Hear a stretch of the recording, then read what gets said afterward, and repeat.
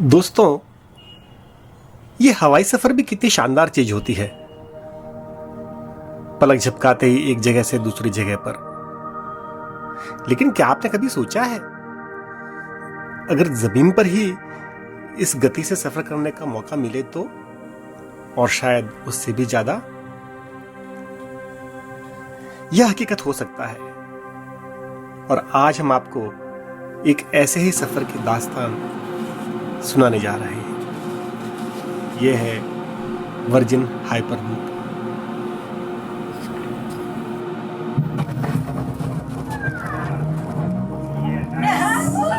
Yes.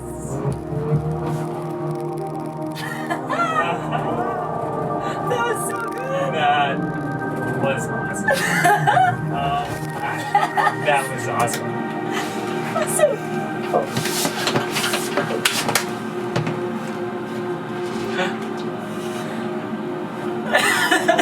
good. I'm doing great. Amazing.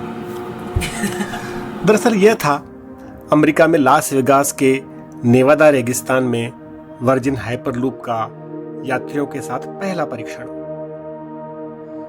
इसमें 2 यात्रियों ने पहली बार किसी हाइपरलूप में सफर किया। हालांकि इस परीक्षण में वे अधिकतम 250 किलोमीटर प्रति घंटे की रफ्तार पर ही गए, लेकिन आपको यकीन नहीं होगा कि इस हाइपरलूप में आप विमान की यानी हवाई जहाज की गति से भी तेज, लगभग 1000 किलोमीटर प्रति घंटे या उससे भी तेज रफ्तार से सफर कर सकते हैं। है ना चौंकाने वाली बात? कितना अद्भुत होगा जब आप किसी हाइपरलूप में एक शहर से दूसरे शहर के बीच सफर करेंगे और हवाई जहाज से भी कम समय में उस दूरी को पाट लेंगे। वर्जिन हाइपरलूप ने यात्रियों के साथ अपना पहला परीक्षण 8 नवंबर को और दूसरा परीक्षण 9 नवंबर को किया। Imagine traveling non-stop at up to 670 miles per hour, above land or underground.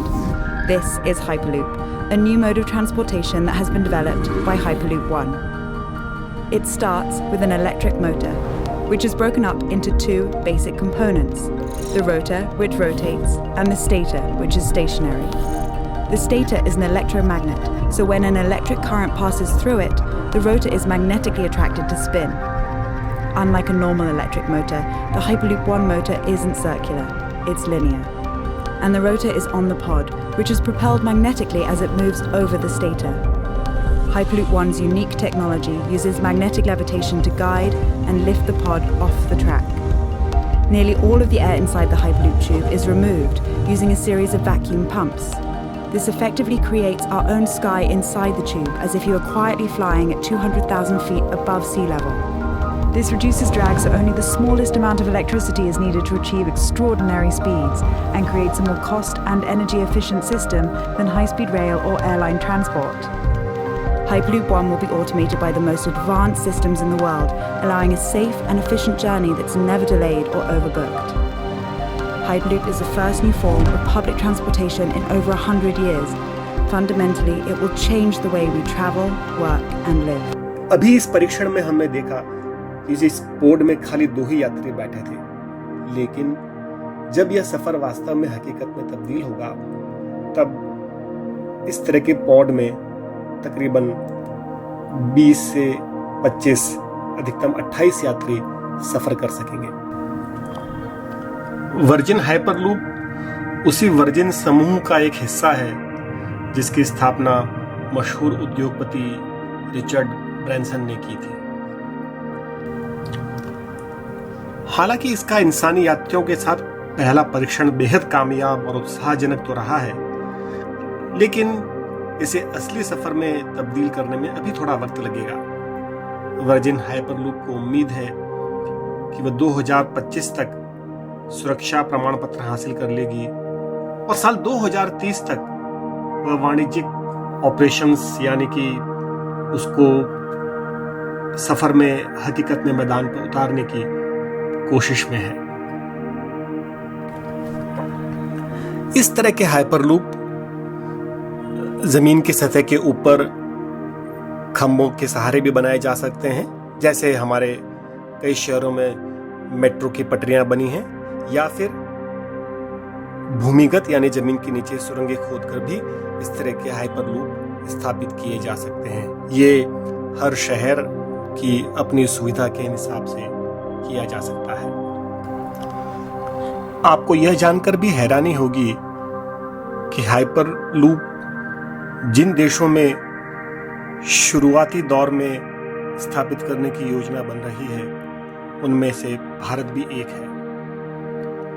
Bharat ने पिछले साल अगस्त में हाइपरलूप को एक पब्लिक इंफ्रास्ट्रक्चर प्रोजेक्ट के तौर पे मंजूर किया था, और इसके जरिए उस सारी प्रक्रिया की शुरुआत हुई थी जिसके जरिए सबसे पहले मुंबई से पुणे के बीच में लगभग 150 किलोमीटर के सफर के लिए हाइपरलूप स्थापित करने की योजना पे काम शुरू कर दिया गया था।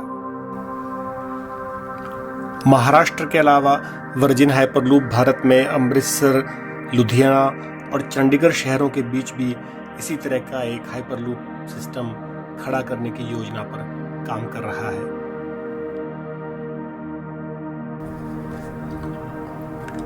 आइए थोड़ा समझते हैं कि हाइपरलूप है क्या। यह हाइपरलूप का सफर दरअसल उन बड़ी सी ट्यूब में एक सफर जैसा है जिनके भीतर वैक्यूम है, और उस वैक्यूम के भीतर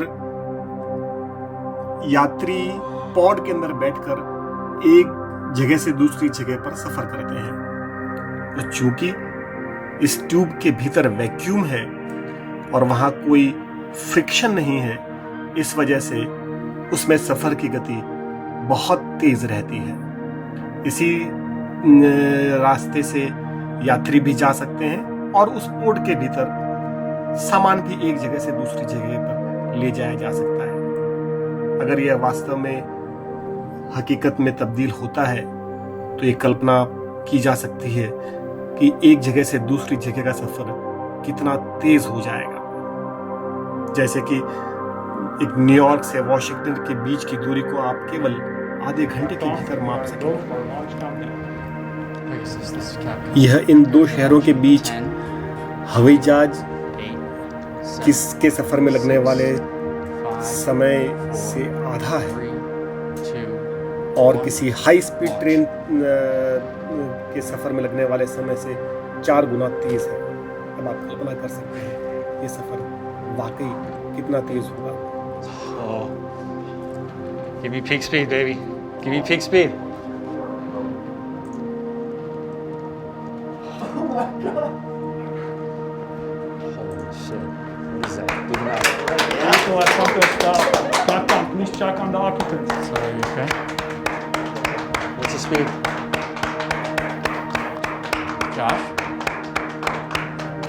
All right. Great.